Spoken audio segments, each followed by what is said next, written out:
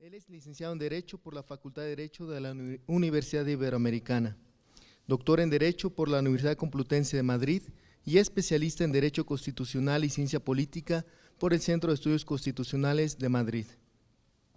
Fue director de la Escuela de Derecho de la Universidad de Anáhuac, México Sur, investigador del Instituto de Investigaciones Jurídicas de la Universidad Nacional Autónoma de México, miembro del Sistema Nacional de Investigadores, así como de la Comisión Técnica del Grupo Oaxaca, que redactó la Ley Federal de Transparencia y Acceso a la Información Pública Gubernamental. Actualmente es magistrado de la Sala Superior del Tribunal Electoral del Poder Judicial de la Federación. Muchas gracias, magistrado. Muchas gracias. Estoy muy contento de estar aquí. Cuando uno va navegando en el mundo profesional, concretamente en la judicatura, como es mi caso, el ritmo de los asuntos a veces no nos permite reflexionar sobre lo que hay en el barco y qué es lo que lo mueve. Cuando yo llegué a la Sala Superior hace casi 10 años, tenía la idea de hacer un diagnóstico de cómo funcionaba mi ponencia. Quería cambiar algunas cosas en el Poder Judicial. Era yo un magistrado joven, no tenía pelo, pero era más joven que ahora. Y la verdad es que cuando empecé a hacer este diagnóstico, tenía que resolver 15, 20, 30 asuntos con carácter de urgente. Dije, bueno, solo resolvemos estos y voy avanzando para hacer el diagnóstico. Y 9 años, 9 meses después, estoy a punto de empezarlo, ¿no? Nada más que resuelva las 11 gubernaturas impugnadas en la pasada elección. Y lo que ha movido, digamos, el barco, en lo que vamos resolviendo los asuntos, pues está en el cuarto de máquinas del Poder Judicial.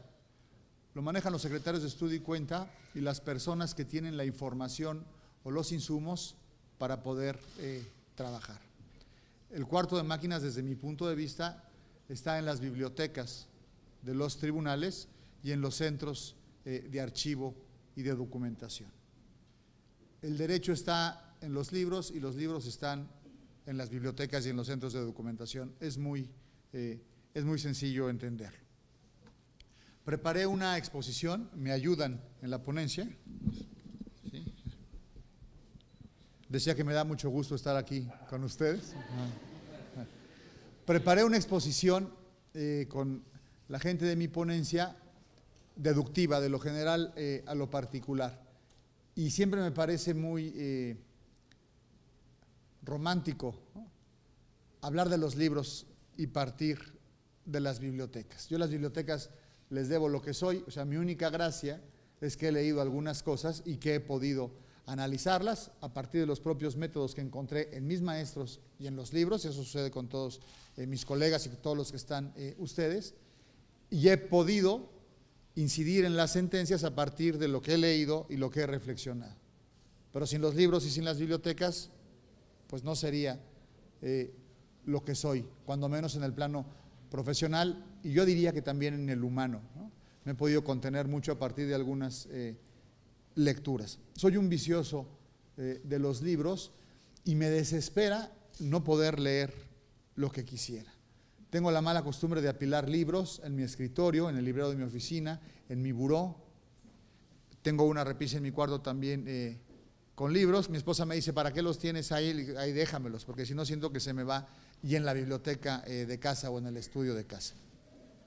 Compré un librito en Sanborns que se llama 1000 libros que hay que leer antes de morir, ¿no? Se me hizo una guía ahí más o menos aceptable, digamos, de los clásicos. Y comentaba con mi coordinador de ponencia, le dije, lo que voy a hacer es leer un clásico y algo de literatura contemporánea, que también me gusta muchísimo, y algo de derecho. El derecho no lo tengo, digamos, intercalado, porque uno va a los libros, toma lo que necesita y se va. Algunas novedades sí te la echas, pero no leo del todo completa las obras de derecho y me desespera porque tengo que ya meterme a otros temas. Le dije, pero bueno, por lo pronto, de literatura recreativa leeré un clásico y uno contemporáneo. Y tengo además, me resistí muchos años, pero ya tengo un Kindle en el coche y tengo ahí también cosas.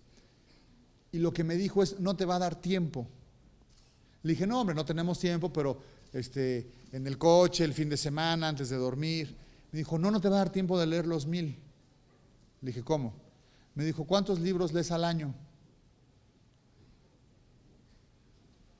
Dice, 10, 20. ¿Cuántos años piensas vivir más? Pues, magistrado, con mucho respeto. Contra toda evidencia tengo 47 años. ¿No?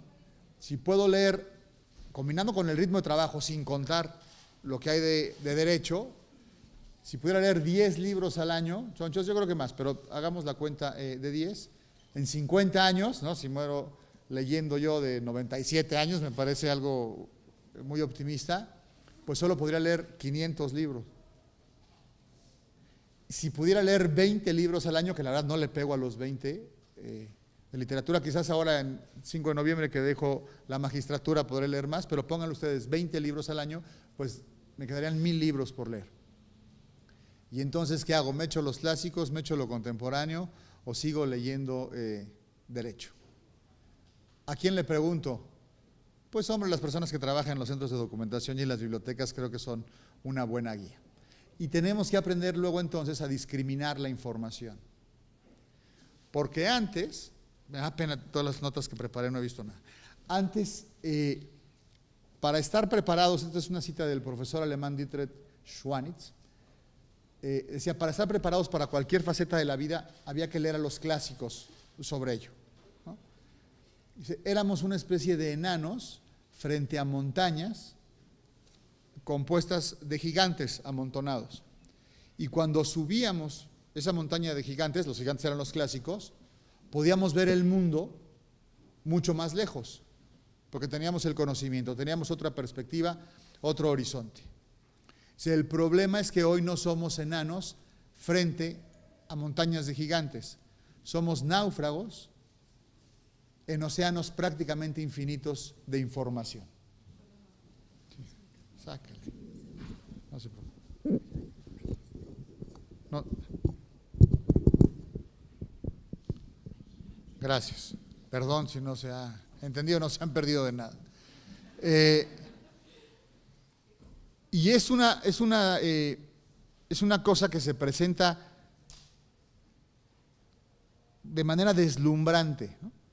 O sea, ¿cómo accedemos a la información? ¿A qué información accedemos si ya la tenemos ahí? Siempre hemos querido buscar, recibir, documentarnos, y ahora lo podemos hacer sin ningún problema o con mucha mayor facilidad.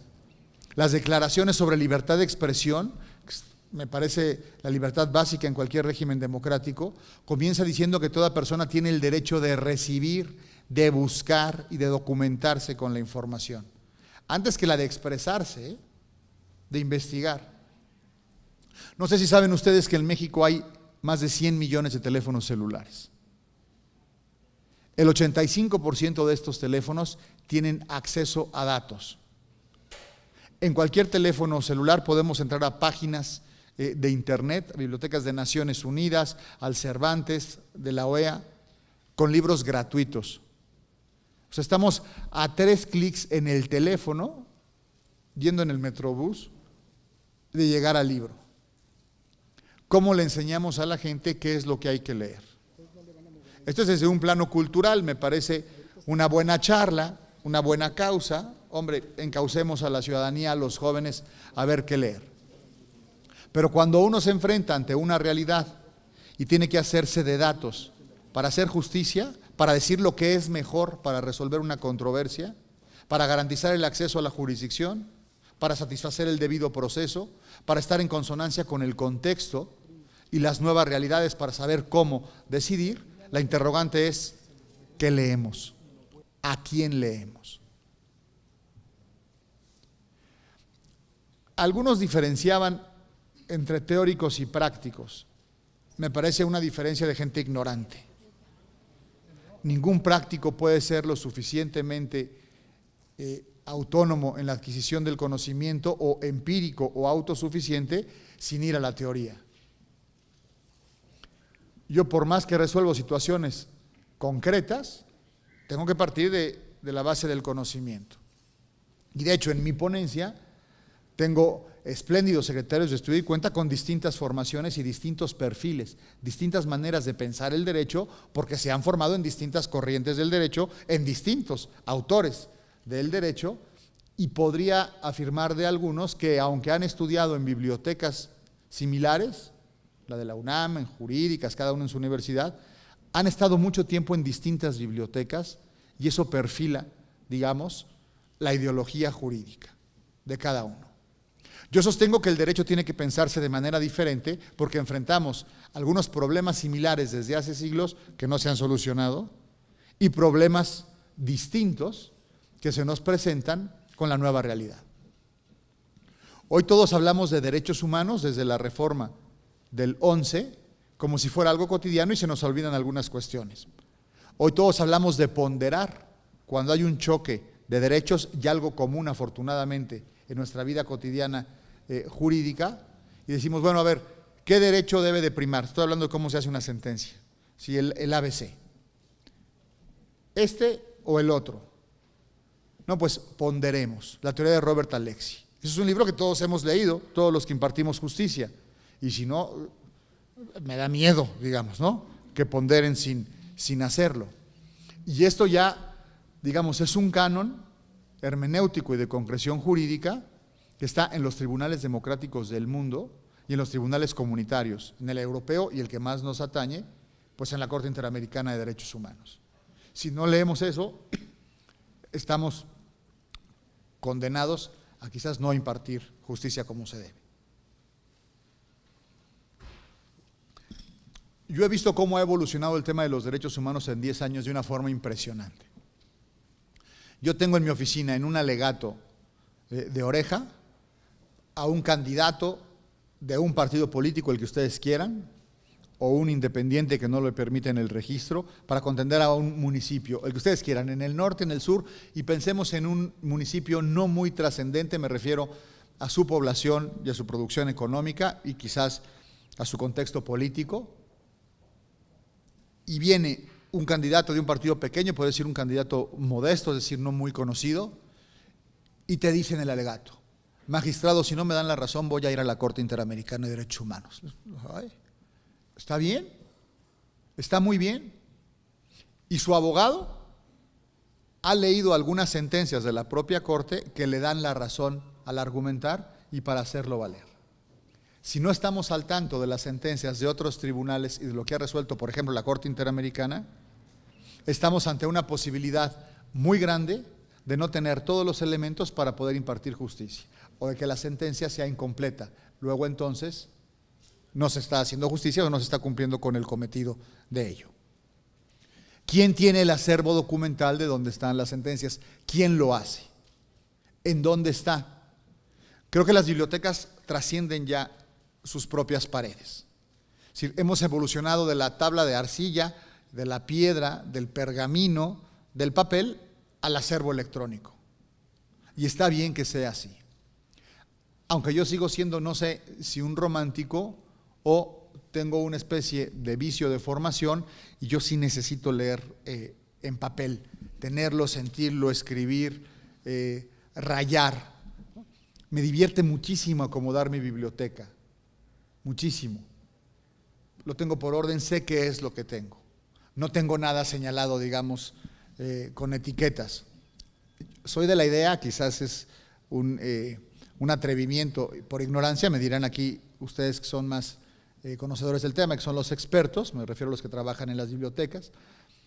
Yo digo que si entro a una casa y en una biblioteca están con etiquetas, es porque no lo han leído y no saben lo que tienen. Tengo esa impresión. Yo lo tengo ordenado por temas y me funciona bien. Y cuando no encuentro un libro me altero, digamos, ¿no? Digo, ¿cómo es posible? La biblioteca en casa, desde luego, es de todos, pero pues en derecho nada más le entro yo, entonces sé que es lo que tengo. De vez en vez mi esposa, que es historiadora, ve algún libro, tenemos una biblioteca de 2 pisos, abajo tengo, digamos, lo que es derecho, y arriba pues literatura, historia, filosofía, estudio filosofía también. Y de vez en vez agarra un libro y lo sube, ¿no? Y le dije, ¿qué pasó con ese libro? Y en la escalera de caracol a veces los vamos poniendo para acomodarlos, ¿no? Y me dice, ¿esta es de historia? No.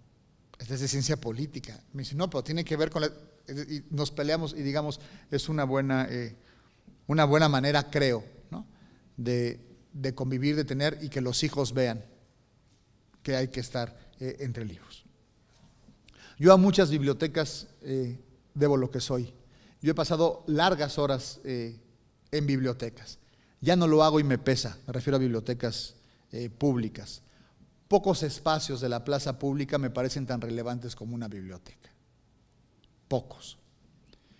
Yo estudié en la Universidad Iberoamericana, ahí estuve muchísimas horas en la biblioteca, pero digamos de manera reactiva, sobre todo para preparar los exámenes, ¿no? Te encerrabas ahí al final. Estudié en la UNAM, en la Facultad de Ciencias Políticas y Sociología, y también estudié en la biblioteca de la Facultad de Ciencias Políticas. En el Centro de Estudios Constitucionales, donde hice la maestría, creo que es la biblioteca en la que he estado más tiempo, porque aunque solo estuve un año ahí escribí buena parte de mi tesis doctoral. Es una biblioteca que tiene más de 50,000 volúmenes solo de Derecho Constitucional. Es una locura esa biblioteca.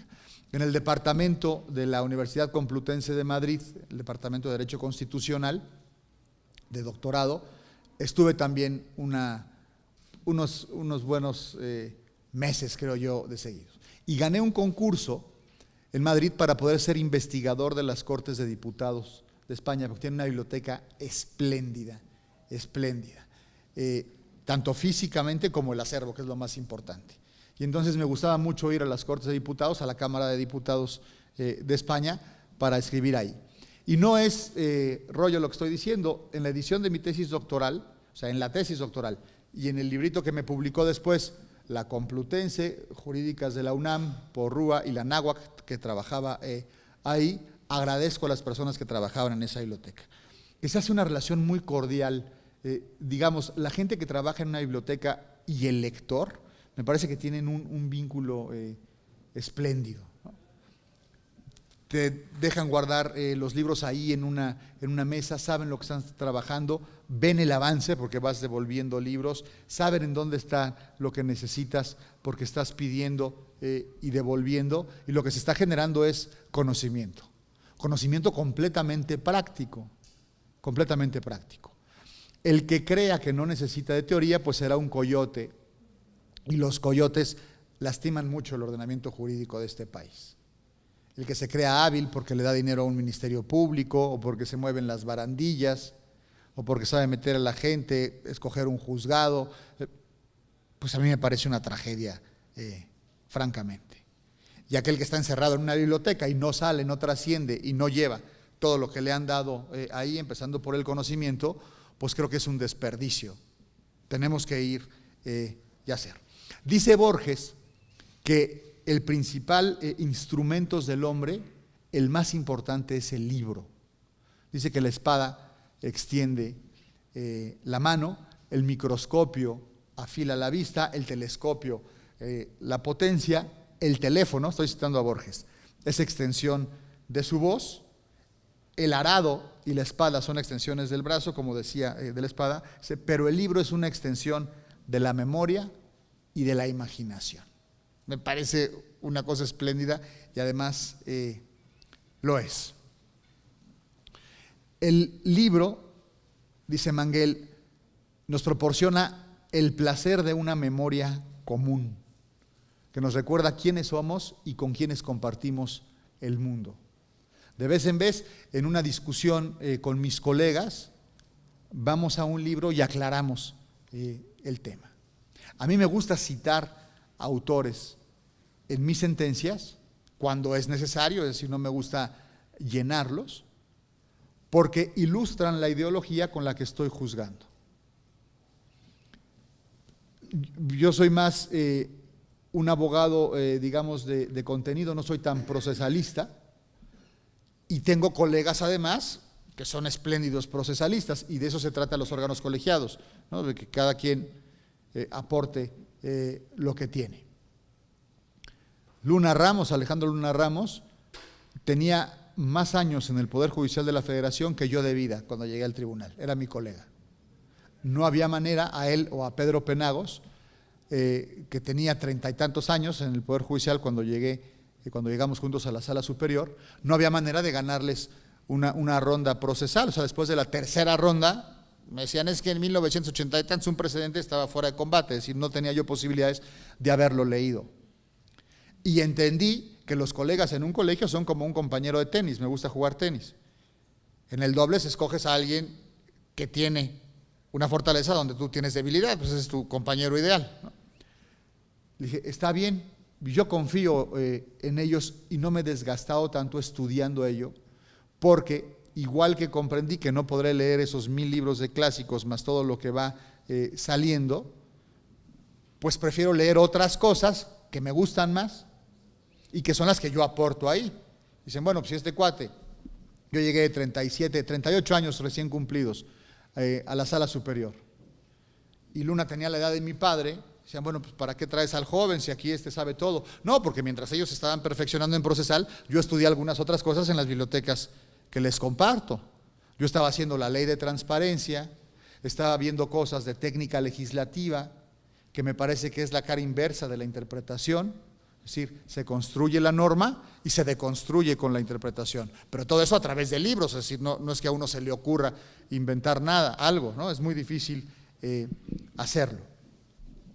El libro es un mundo que habita dentro de otros mundos y hay que conocerlos.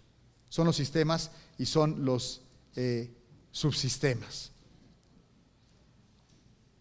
Y la biblioteca evoca 3 presencias habituales: los libros o el contenido, los documentos, los archivos, los custodios de los libros y de los documentos, que es para lo que estamos aquí, que son vitales.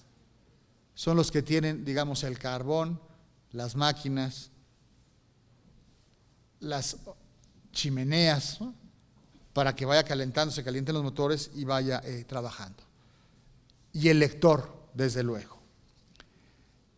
El espacio de la biblioteca es un universo cautivo, pero ya trascendió. Yo no suelo ir a la biblioteca de la sala superior. Pido los libros y me los llevan, es una cosa maravillosa que extrañaré profundamente. Pero también extraño ir a la biblioteca. O sea, ir, buscar y ver es algo fascinante. Encontrar libros en una biblioteca también es muy divertido. Yo les presumo, di una conferencia en la Universidad de Harvard y estaba en la Facultad de Derecho de la Universidad de Harvard y fui a la biblioteca, que es una cosa espectacular. Y me puse a buscar mis libros y los encontré.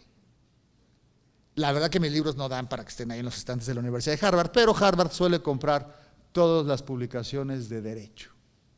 Sí, para que no tengas, digamos, los que están haciendo uso de esa facultad, no tenga un hueco o una posible ausencia de normativa. Lo mismo sucede con la Biblioteca del Congreso de los Estados Unidos de Norteamérica, que es algo espectacular también.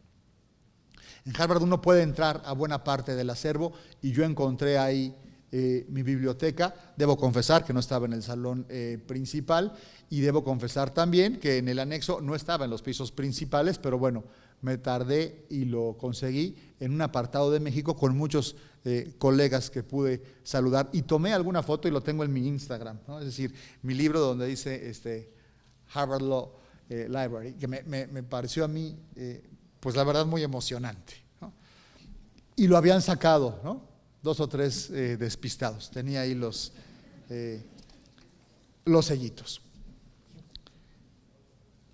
Dije que era deductiva la plática, espero no aburrirlos. Entonces es el libro, la biblioteca y la biblioteca de formación de juristas.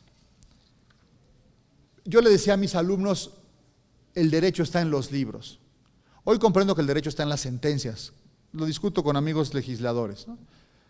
Pero el punto, creo que la ecuación jurídica clásica es, el legislador escribe que una norma significa A, una persona entiende por A B, se confronta con otra persona que entiende por A C, van con un juez y el juez le dice, no, por A no vamos a entender ni B ni C, sino D. Y entonces se empieza, 3 jueces o 5, dependiendo del caso, definen que A es D, se crea norma a partir de la jurisprudencia, de precedentes, y el derecho entiende que A es D. Pero luego viene el legislador y dice, no, por A ya no vamos a entender D, sino E. Y esa es la dinámica jurídica. Se vuelve a empezar. Eso está en los libros. Bueno, está en las sentencias, pero no podemos ir a todas las sentencias, también es algo desesperante. El Tribunal Electoral del Poder Judicial de la Federación ha resuelto de 9 años, 8 meses para acá, más de 150,000 asuntos. Están en la página de internet, pero eso y nada es lo mismo porque no te da tiempo de leerlos. Y vuelvo a mi preocupación de los 1000 clásicos más los libros de literatura. ¿Y qué hacemos con las sentencias? Hombre, ahí están los libros. Estoy escribiendo, estoy terminando ya, estoy en la última revisión y hablé con José Carreño, el director del Fondo de Cultura Económica, que me quiere publicar un libro sobre libertad de expresión y acceso a la información. Lo que estoy haciendo es recopilar las sentencias de libertad de expresión y de acceso a la información de estos 10 años. Y no acabamos, y me siguen saliendo cosas.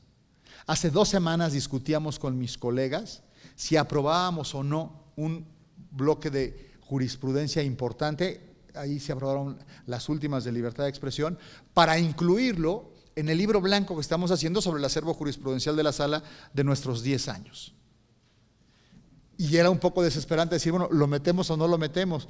Y lo que vamos a resolver estos meses, claro, tenemos ahí la posibilidad de hacerlos en vía electrónica, pero, bueno, el tiempo va cortando y uno va dejando en los libros o en los volúmenes la recapitulación de ello, el conocimiento de los clásicos y la oportunidad de los profesionistas de actualizarse. Y el mundo está demasiado globalizado. Estoy hablando de 100 millones de celulares que en 3 o 4 clics pueden acceder a un libro, pero no solo en México, también pueden ir a las sentencias de otros países o al acervo de otros países. Tenemos que ser expertos en discriminación de la información para ir a lo bueno. Me gusta contar una anécdota de un alumno que me entrega una tarea sobre tribunales constitucionales, chavo de licenciatura, la clase que más me gusta es Teoría de la Constitución o Derecho Constitucional, y en licenciatura. Me gusta sentir que tengo la oportunidad de enfocar, digamos, todavía a alguna muchacha o algún chavo en una vocación. Disfruto las de doctorado y demás, ¿no? Son pláticas más elevadas, pero creo que es más importante la labor, digamos, en los primeros años. El caso es que les voy dejando tareas, son puntos libres para ganar, si el que quieren, son voluntarias, de temas, sobre todo antes de tocar los puntos. Y entonces dije, vamos a hablar de justicia constitucional, tráiganse, si quieren, léanse algo de tribunales constitucionales, doy siempre bibliografía, pero también exploren y métanse. Los chavos creen que uno no revisa los trabajos, a mí me divierte mucho para ver cómo están, ¿no? Es decir, si están entendiendo lo que yo digo, si estamos en la misma sintonía, si uno no tiene ni peregrina idea, el tramposillo que pega, copia y pega. Y estaba muy estructurado el primer párrafo y la verdad sospeché, fue un prejuicio, pero me metí más. Y de repente me he hecho el estudio, ¿no? el ensayito sobre justicia constitucional, espléndidamente bien redactado para un muchacho de tercer semestre, quizás era de más, y hasta que veo que en la República de Bolivia, ¿no? Ahí dije, a ver, y entonces me metí a Google y era el primero que salió sobre el Tribunal Constitucional de Bolivia.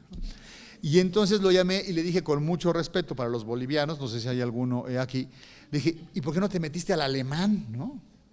¿Por qué a Bolivia? A la corte gringa, a la italiana, a la francesa, a la colombiana, tiene cosas muy interesantes, a la argentina, es una tradición jurídica importante, a la mexicana, compañero, ¿no? ¿Por qué a Bolivia? Me dijo, no, pues la verdad fue la primera que salió, ¿no? Y eso ocurre, hay que tener muchísimo cuidado, ¿no? Muchas veces lo primero que sale es de Wikipedia. Yo no tengo nada contra Wikipedia, pero no sé cuál podría ser el rigor científico para hablar de conceptos jurídicos en Wikipedia.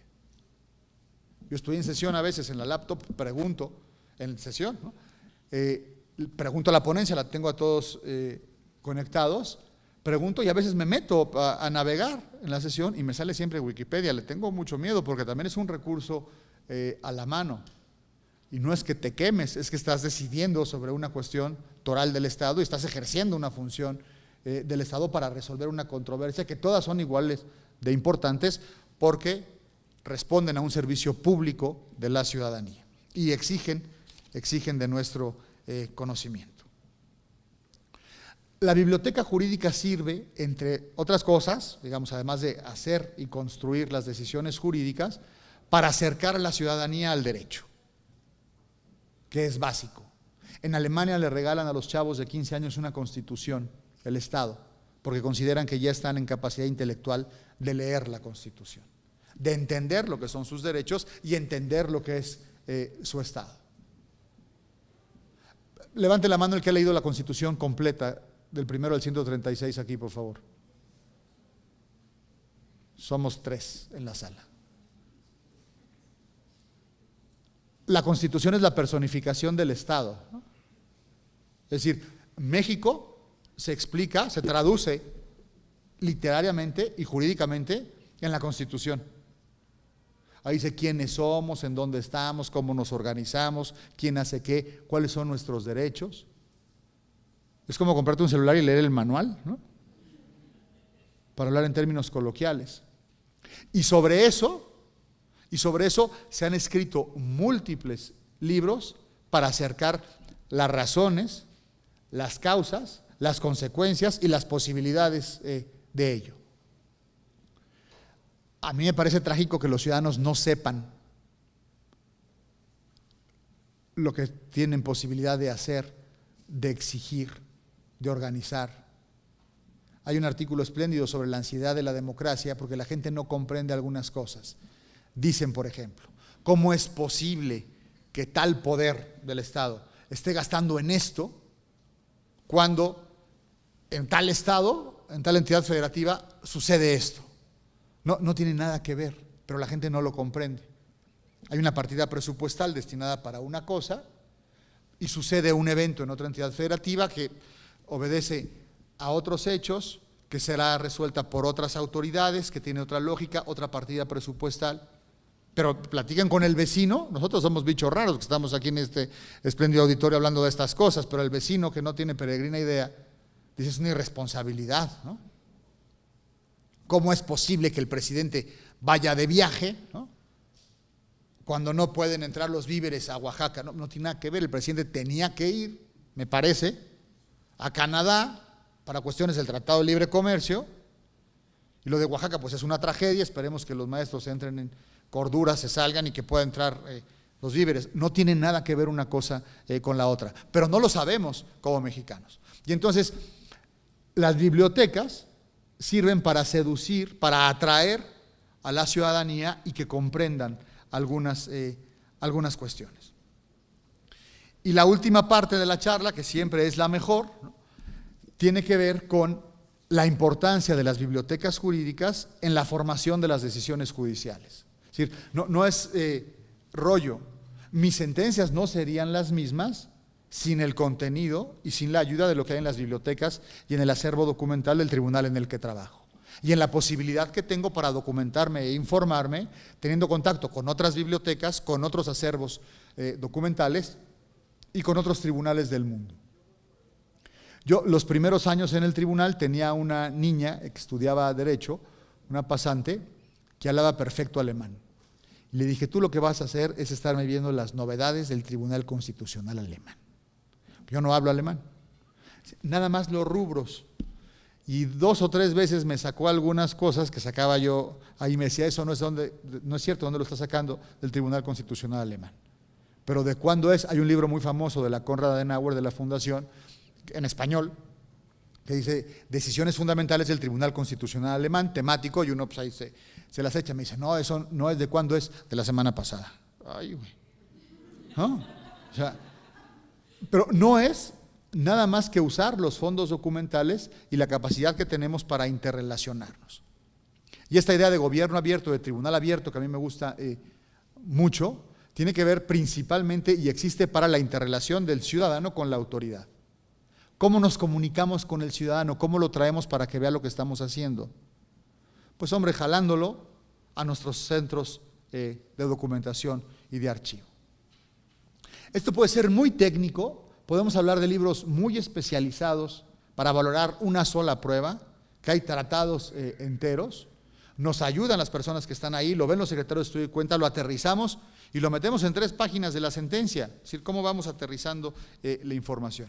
Puede ser muy técnico, cosa que no se comprende por la gente que no está en lo nuestro. Pero también tenemos, por ejemplo, una ludoteca móvil, un camioncito que disfrazamos pintado con cosas atractivas para los niños, que ya le dio la vuelta a la República y lo que hace es que vengan los niños y se acercan a nuestro acervo documental. Claro, con juegos, con videos, con cositas para colorear, para que sepan, porque debo decirles que es muy probable que seamos una generación perdida. No sé, lo digo con profundo respeto, cuántos de aquí leerán la Constitución completa en lo que les resta de vida. O sea, abrirla y del 1 al 136. Pero sí tengo la esperanza de que algún niño tenga la inquietud de decir, bueno, a ver, echémosle un ojo, quizás no leer toda la Constitución, pero estar más empapados de lo que estuvo nuestra generación. El derecho evoluciona de una manera vertiginosa, no tanto como la vida, siempre vamos atrás. Aunque tratamos de regularla en la Constitución, en las leyes, en los reglamentos, en los acuerdos, y luego hacemos el ajuste a través de las sentencias, siempre nos va ganando. Hay cuestiones nuevas que no sabemos cómo definir. Podemos hacer uso de las versiones de vanguardia que están en la biblioteca para responder a ello, o podemos escribir cómo estamos haciéndole frente para responder a lo que viene.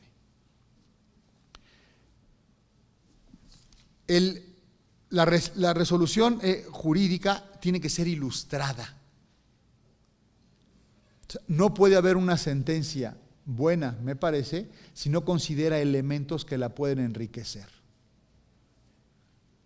Me parece una tragedia una sentencia parca hablando de conocimiento. En términos estructurales u orgánicos, me parece una tragedia un juez que resuelve sin hacer uso de su acervo documental o bibliográfico. O si no hay esa comunión entre las personas que trabajan en la red de las bibliotecas y los jueces. Puede ser directamente, puede ser a través de los funcionarios de la red, puede ser a través de la comunicación de estos funcionarios con los secretarios de estudio y cuenta, para ir diseccionando y discriminando la información.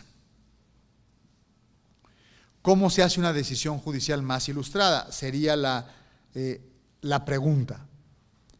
La tarea de administrar justicia está en las manos de los conocimientos y de las posibilidades de acceder a distintas herramientas humanas y documentales para poder concretar el derecho. La motivación de la decisión judicial, que es la parte más importante de la sentencia, se fundamenta con el ordenamiento jurídico, es decir, a lo que procede a esta situación es aplicar tal artículo. Pero por qué y cómo es la motivación de la sentencia, tiene que ver con la cultura del juez. Es un problema cultural.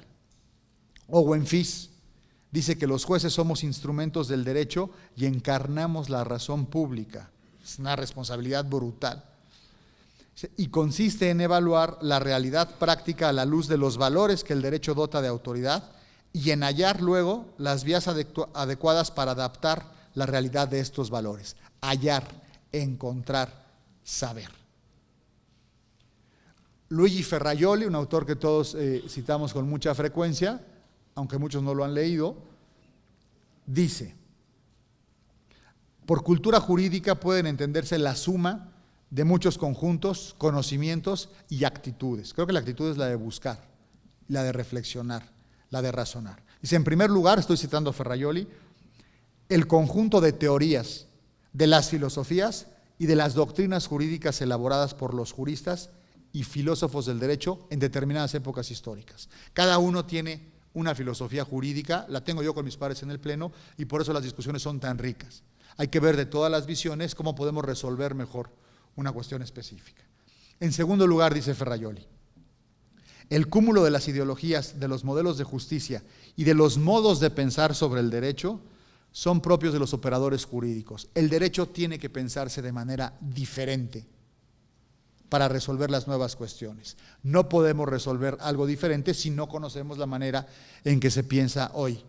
Y eso está en el acervo del conocimiento. Y en tercer lugar, el sentido común acerca del derecho y de los institutos jurídicos singulares que operan y se difunden en una sociedad determinada.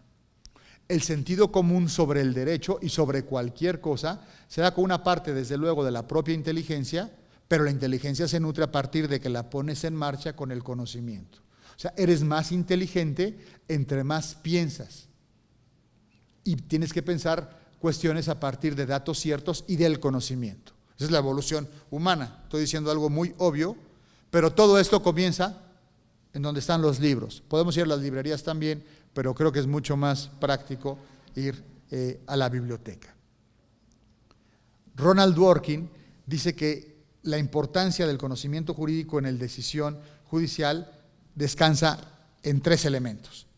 La necesidad de un análisis contextual. ¿Cómo te acercas a la realidad? Eso también tiene que ver con las noticias, con los periódicos, con los precedentes judiciales. La utilidad de un estudio que toma elementos multidisciplinarios para llegar a una conclusión. Mi maestro Raúl Canosa, el decano de la Facultad de Derecho de la Universidad Complutense, mi director de tesis doctoral, dice que los abogados redactamos muy mal porque no leemos literatura y que en buena medida por eso no se entienden las sentencias y que hay que ver películas y que hay que ir al teatro y que hay que leer las noticias para poder estar en el contexto. Todo este acervo lo tenemos en nuestras bibliotecas. Y dice Dworkin, para acabar, la constante reflexión y autocrítica que permite analizar un caso. No se puede reflexionar sin conocimiento y sin hacer esta liga con el acervo documental. Les decía que a mí me gusta citar autores para reflejar la ideología. Creo que sirve para orientar a quien está leyendo la sentencia que entienda por dónde me fui, porque hay autores que se contraponen.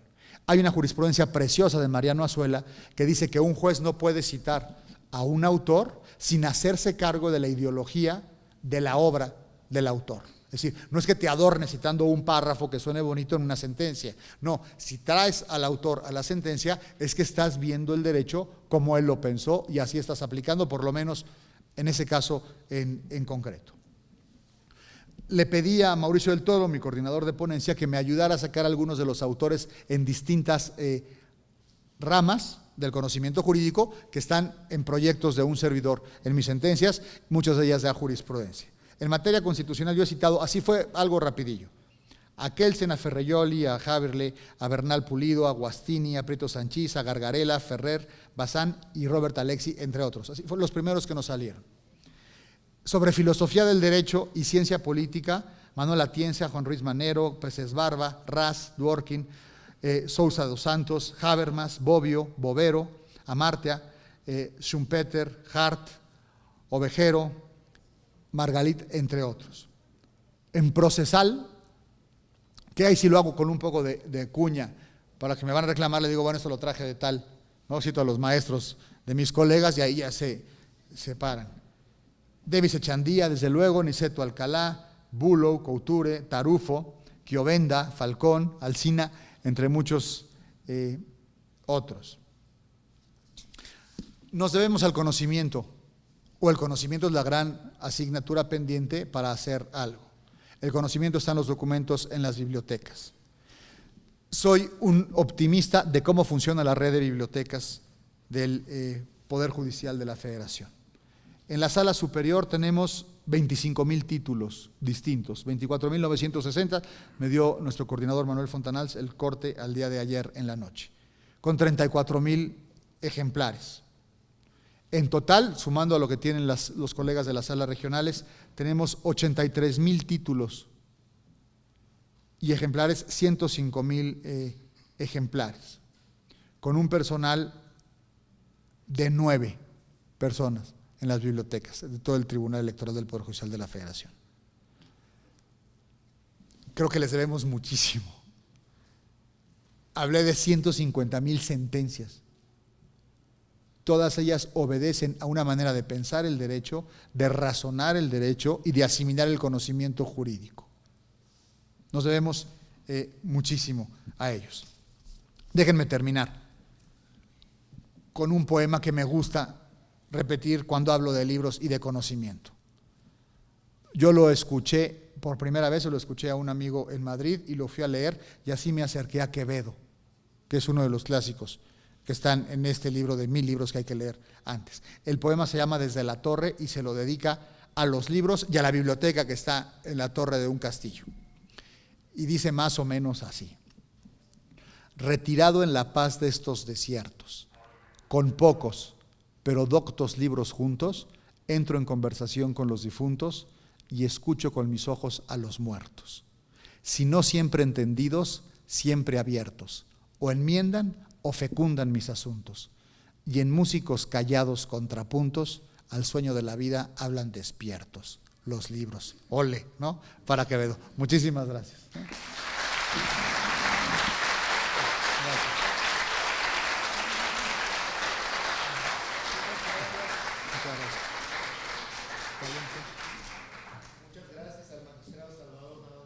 Gracias a ustedes. Muchas gracias. Muchas gracias. Muchas gracias. Gracias. Los libros. Gracias. Gracias. Muchas gracias. Muchas gracias. Que sigan disfrutando las jornadas. Por favor, espérame tantito. Me vas a sacar más cachetón de lo que soy y no me parece correcto.